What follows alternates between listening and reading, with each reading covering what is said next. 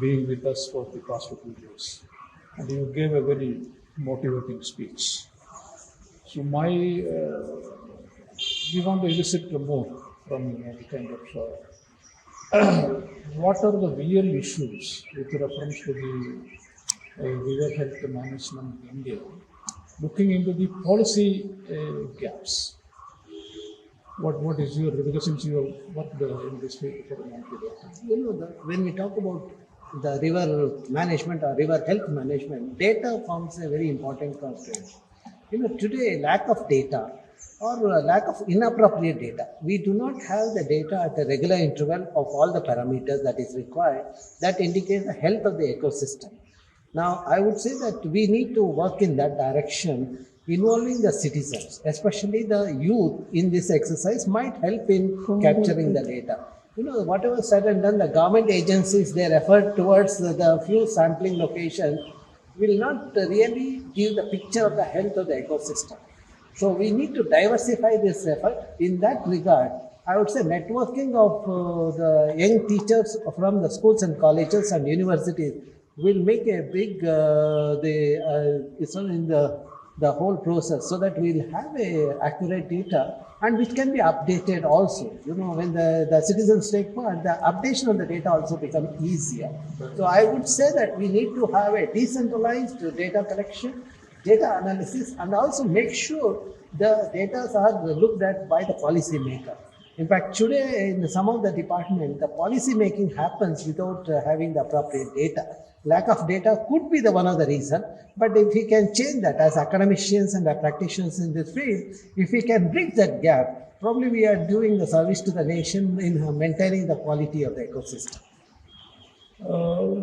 Very good. So compared to the other, say, developed nations in the Asia Pacific region, when I look into the kind of, the way, say, a country like Japan or another country like Korea, the developed countries, the way they manage their water bodies compared to, say, a fast developing country like India, we have our own issues.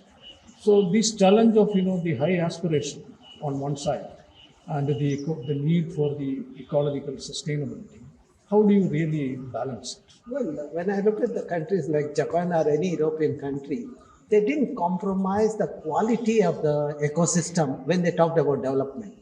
Unfortunately, in our country, we have a skewed developmental path where we are looking at only the development, and in the process we have not accounted the degradation of the ecosystem that happens because of these skewed policies as far as the development is concerned. I would say in that regard, natural capital accounting and valuation ecosystem services has to be done, which has to be accounted in the national accounting.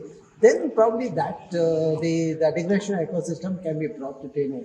And also the government of India's vision of 5 trillion, the economy. If we do the national capital accounting, probably we are also reaching that goal also of a 5 trillion economy, which is not accounted so far. So this networking, you said about the networking, though on papers, quite often this network we talk about. But in effect, the networks, in my experience I'm telling, how do you make functional the networks? Apart from this global network, regional network is fine, but the action network at the local level? Well, in fact, when we look at the networking, I have had a very successful thing. My experience goes with Professor Gadgil's program of networking the educational institutions in the Western Ghats region to document the biodiversity in Western Ghats, wherein many young faculties are benefited because of the interaction with Professor Gadgil and the team at Indian Institute of Science. The capacity building happened. In the process, we also got the data. We came up with a LifeScape project wherein that we could document and we could develop the field manuals, which are even useful today, whether it is on the macroinvertebrates or birds or the right linear vegetation. Already the documents are there, or the diatribes. So, and second thing is the networking with the education institution, especially involving the youth, the young students from the schools and colleges and the young faculty from the university and colleges will really make the programs a sustainable program. That means in the long run. In fact, I have been coordinating an environmental education program for the last 25 years at Indian Institute of Science.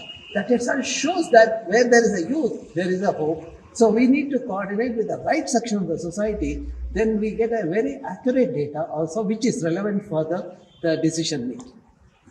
Last question. See, this is the decade of eco-restoration.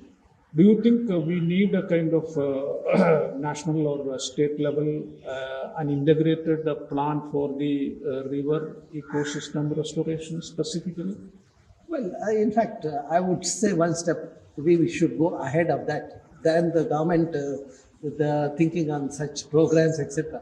We should make every person, a citizen in this country, to know about what is the ecosystem health and how to restore that. The moment the people are aware of the benefits of the ecosystem, healthy ecosystem, naturally they'll take up the restoration. For example, the model what I presented today of the mini forest in the ISC campus or the lake in the campus, there already people have taken it and they have replicated in their villages and in the schools. In one of the school where they have a lake and the mini forest, they show that groundwater table has gone up to 400 feet, whereas the surrounding area it is about 1,200 feet. So such the models which are replicable, if it is disseminated to the right section of society, I think the restoration will happen. I would say the restoration should be every citizen's responsibility, and we should sensitize the citizens in that regard. Then automatically the restoration of the ecosystem happens.